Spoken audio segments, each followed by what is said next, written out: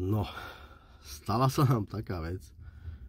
Po ceste do práce sme míňali skrížený kamión s takým dvojnávesom a pár minút na to nám volá šéf vlastne, že je to tu skrížené a nedá sa tu jazdiť.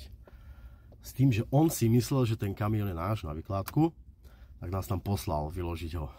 No, vyložiť ho, vyprostiť ho. No, bol klasicky skrížený. Tak sme tam išli, neviem, koľko bolo, 6 hodín ráno. A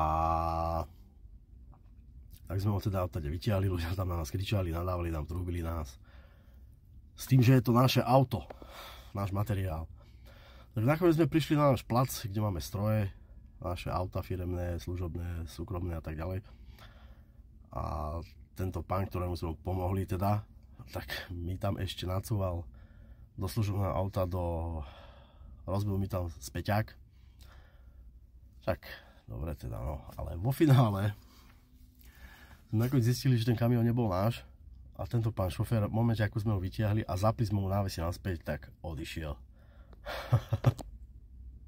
Máme také krátke videjka, nemal som ako moc kedy točiť, lebo to tam bolo moc narýchlo, tak aspoň vám to sem pridám. O 6. ide SGS-ka okolo. Odstavia križovatku.